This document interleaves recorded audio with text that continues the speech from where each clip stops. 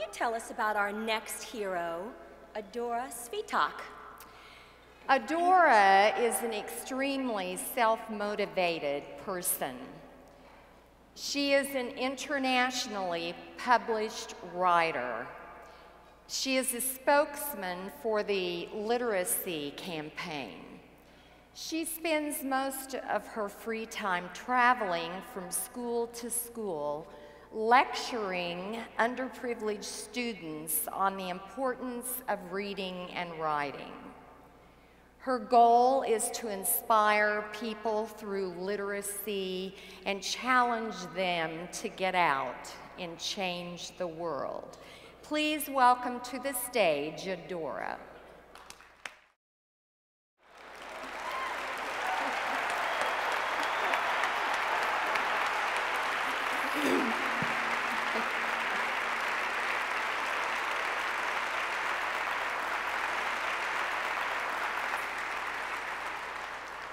Adora, how old are you? I turned 9 just last October. You turned 9 last October. I'm telling you, you're amazing. Why did you decide to lecture all these students on the importance of reading and writing? I believe that my message should be available to everybody, and that I would just love to share how to write stories and with these students, and I feel that I have a very fun time speaking to them. Well, honey, a lot of them are a lot older than you. Is that a problem? I believe that my message applies to everybody, and that age is not an obstacle, and I feel very comfortable speaking to them.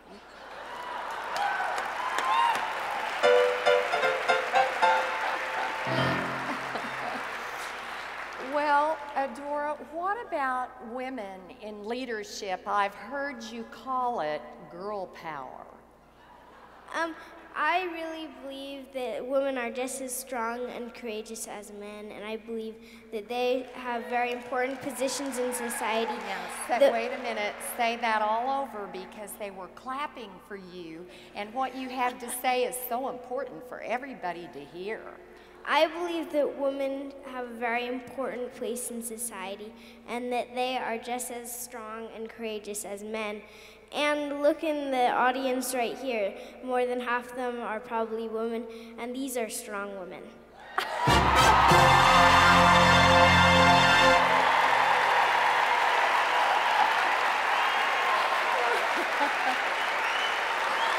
that was great.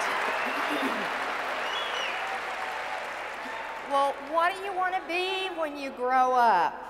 I'd love to become a journalist and also a teacher, and I'd like to continue writing. What's your favorite subject to write about? I really love to write about historical fiction and fantasy, but sometimes I also dabble in some other subjects. You dabble in other subjects like what? Sometimes I might put a bit of action, adventure, mystery, or some sort of subject like that. Wow. Where in the world do you get your inspiration?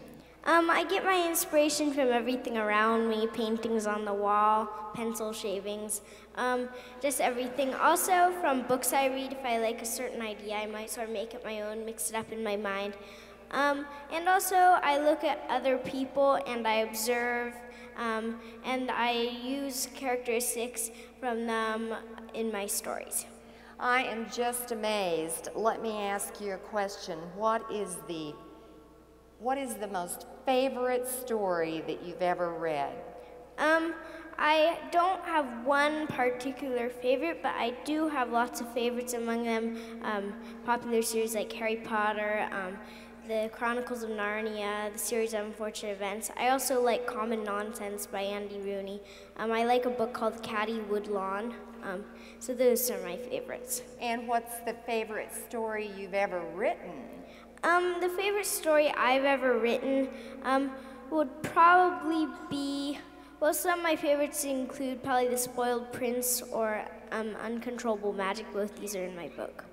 Do you have any brothers or sisters? Yes, I have one sister. Her name's Adriana, and she's 11 years old. She loves to play music. She loves to play music. Well, do you all ever fight? Sometimes we do fight, but we've never been severely injured or anything like that.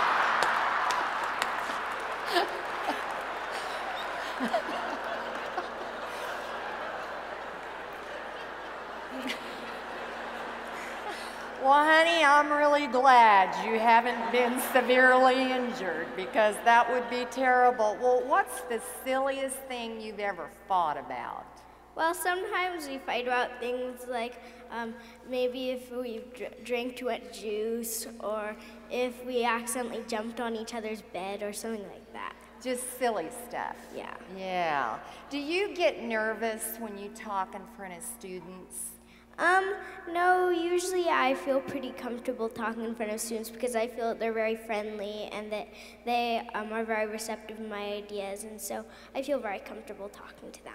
Well, there are about probably 7,000 or 8,000 people in this room, and they're all realtors. Do you get nervous talking to realtors? No, I don't get nervous talking to realtors or any other sort of professionals. I feel that that you are a very interesting audience and that you are friendly, and I really like speaking to you.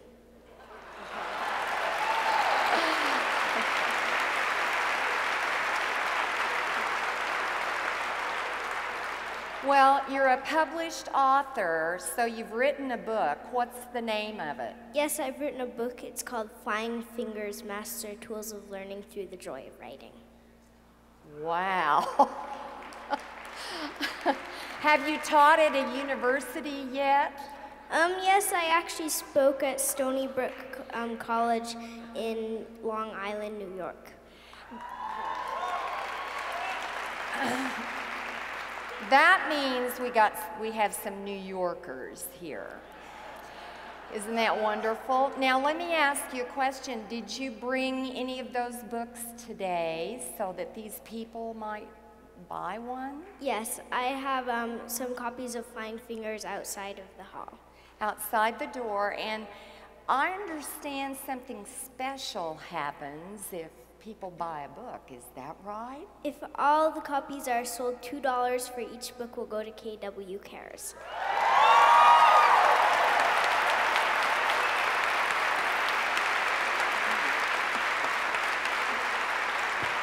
I'll be autographing them.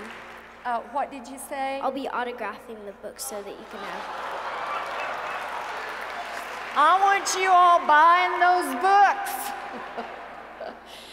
I just want to thank you for being willing to give $2 to KW Cares. Adora, I think that shows the generosity you have in your heart, and I just really appreciate it. Is your family here?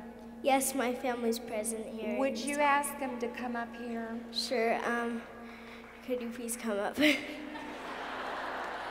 And now, Adora, would you step down off of this box and introduce us to your family?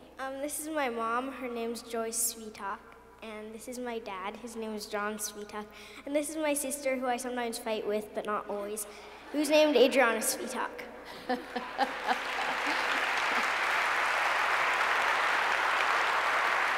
Adora, here you are looking at all of these people. And if you had one piece of advice to give all these good folks, what would it be? Never be afraid of stepping out there and doing what you know is right and making a positive difference in the world. And remember, always let your creativity flow.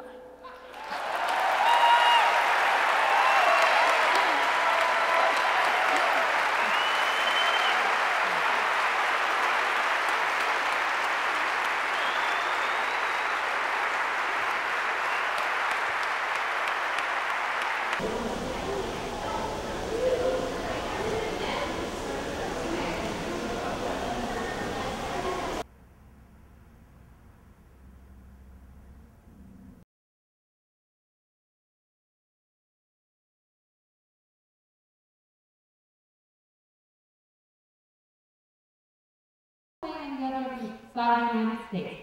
And we're really, really glad to have her here today. And I know you are going to show her the utmost respect. You're going to be very quiet and listen. I know you have some papers in front of you, and that's going to help you follow along with her program. She is a wonderful student who has written over 400 stories. She's going to show you some of that today. She's going to talk to you today about writing poetry and what inspires her, and hopefully it will inspire you. We're very excited to meet her family and some representatives from Stony Brook University. They're sitting over to the side. Say hi, Dad, Mom, and her sister Adriana. Say hi, Adriana. Raise your hand, Adriana. She's shy. And I hope that today you get out of here some inspiration to want to go forth and write some more, because I know what wonderful writers you are. I'm going to take Adora on a tour of our wonderful building today, and I'm going to show her all the great things that you're doing here, so we have a lot to be proud of here. And now I'm going to turn it over to Adora Svitak so she can talk about her flying fingers.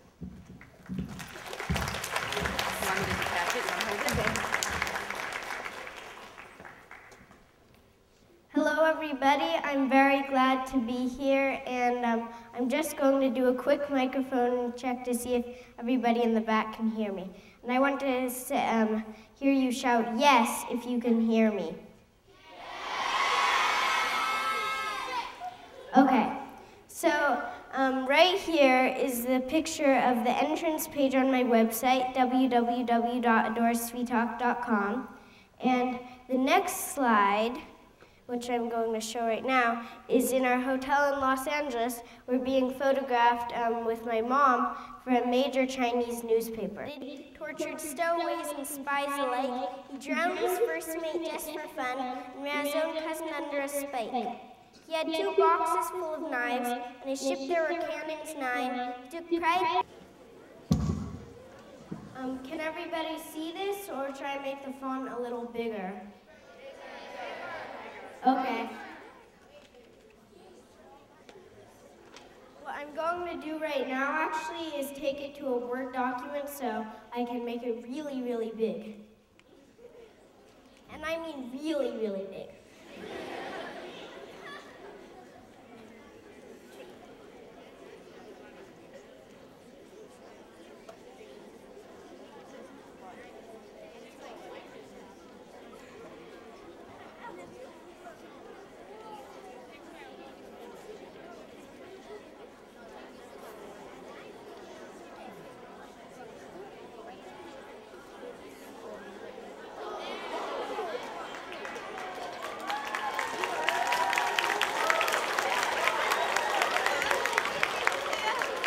Can everybody see this?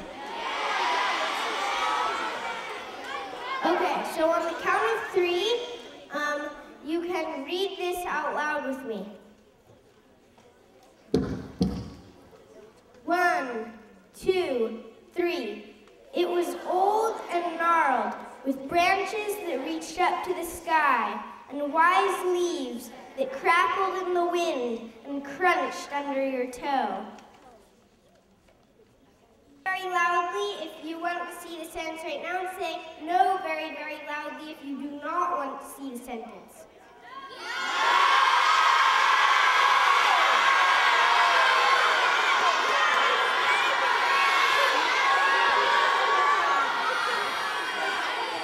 Well, I heard no, yes. Parts of the crowd are saying no, parts of the crowd are saying yes. So what I'm going to say is that those who don't want to see the sentence will close their eyes or do whatever they want, anything. Here's a little compromise. Or I show the sentence to those who do want to see. So, 1, 2, 3. Close your eyes. Here's the sentence. Whether you want to see it or not, here it is. King Nebuchadnezzar the Great ordered his subjects to build him a grand mausoleum of marble, granite, and onyx. He had recently caught tuberculosis. So, I'm going back to the definition here. You can open your eyes if you were closing them.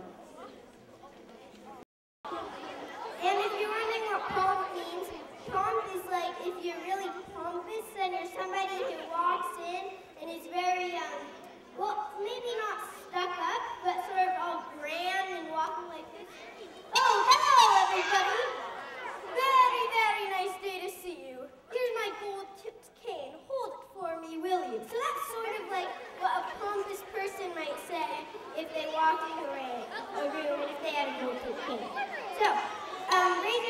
everything. They help me express my ideas. They help me show my emotions, share my ideas with others, like my family and my friends. So you can always go back and make changes later. First, you should try to write your poetry, and you should try your best, but don't restrict yourself. This is my imperfect poem. I talked to a fish. I talked to a fish just yesterday. He did not know what to say, but I came up with a regular joke, and so I just jumped in the water to soak. The fish, he said, get out of my room. I said back, it's not like doom. Then he splashed me, I splashed him, until I was tired in every limb. Oh, come on, let's arrange a truce, the fish said, swimming loose. No, never, you watery fool, I said, beginning to drool. But then both fish and water wouldn't, and I found myself in a pile of linen. I was in the laundry room, back right at home sweet home. So you might be able to see why this poem isn't really perfect. It doesn't have a very much rhythm. When you say it, you have to sort of drag some parts out to make it sound okay. The rhyming is okay, but it's you don't always have to make your poems rhyme. So those are what you can. So that's what you can go home. You can take your little guide. You can take this home. And then you can interview your parents with these questions, pretty fun questions. And also at the very, very back, this isn't an interactive activity, but this is some FAQ, like what are some of your favorite books? And then my answer is The Penultimate Peril, The Devil of Vienna, Anne of Green Gables, A Wrinkle in Time, Gangs of New York, Cherry Orchard by Anton Chekhov, The Revenge of 47 Samurai. So these are some of my favorite books, if anybody was asking that question. So thank you very much, and I hope you like these presentations, and so you can take this home, and thank you very much, and goodbye.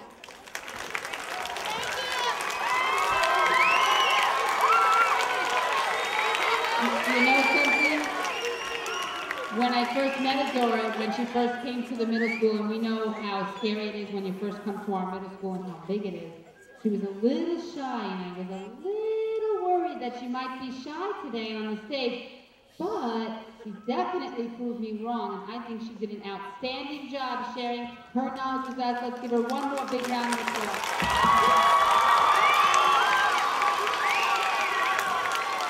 And boys and girls, what I'm hoping that you gain from this today, besides the wonderful little packet that she gave you that you can start writing some poetry, is that you have her be a role model for you. Because if Adora can do it, so can you. Yeah, that's what I'm saying. I know that you can take the world around you, the things that you're reading, the information that you're gleaning from Read About, and let that inspire you in your writing. And it doesn't have to be complicated. It can just come from your heart. And so that's what I'm hoping you take away from this today, being inspired by Adora. And I'd like to say thank you very much, Adora, and we're going to have a nice lunch now.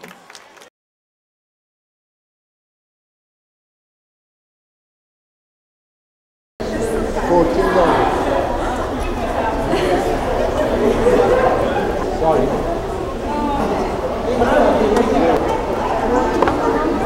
Yes, in case they have a question, the numbers they can figure out the call.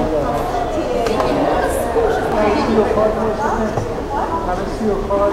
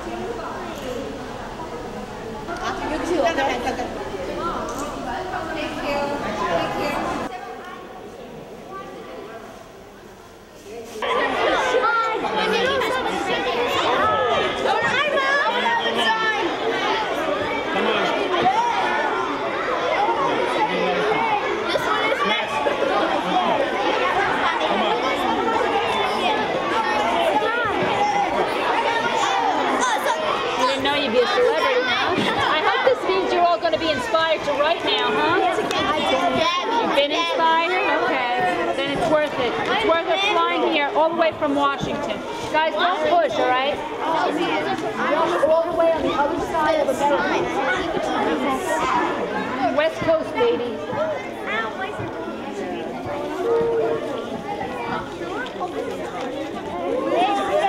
They should start having one pencil in one hand and one in the other. Are you ambidextrous? Can you write left and right? No, we Guys, be careful, guys. You know what? You got to stay over here. Excuse me, honey. Oh, Aliana, you... Timber. Mine. I want to shovel. Those are good people. Here, I'll just take it all in one pile and then sign them all.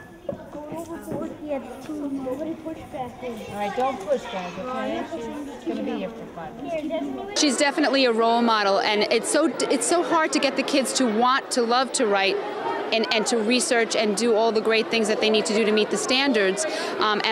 She's going to be an inspiration for them because she is their age. I wanted to say, like, I'm like amazed at how outright you are, because I know when I was 9, I was completely, all introverted. I would never be able to do that. I think it's amazing how you can just go out and speak your mind so much. Oh, thanks a lot. Any other feedback?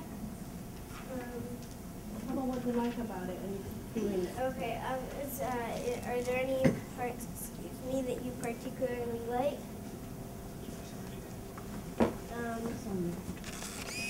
Yeah. I liked when you showed us words in a game. Oh, okay, so you like the game part of it? Yeah. What did you like about it? I liked when you read the poem Birthday, and the way you described the cake, it actually made my mouth water. I wanted to have a piece of cake like that. Oh, okay, thanks. What did you like? I like when you had the audience help you stretch out the sentence, because then you just showed us how much you can really add to a sentence. Okay. Make it all nice and good to read. What do you think? I liked when you showed us all the pictures before text. Okay. Any other feedback, comments? Okay. What's your feedback? I liked the poem about the dungeons because it was really descriptive and I could picture it in my mind. Oh, thanks a lot. What do you like? I liked how you interacted with the audience, and I liked your poem, Birthday. Like Shannon said, I liked how descriptive it was. I really wanted to eat a piece of cake. Mm-hmm. Any other comments? I thought the game was, I liked the game because it was interesting how when you told everybody that they didn't want to see the sentence, that you told everybody to hold their ears and shut their eyes, and then you showed us the sentence. Because I heard my teacher laughing in the back. Like, I heard him laughing because he, obviously he knew what you were going to do. Okay, that was funny.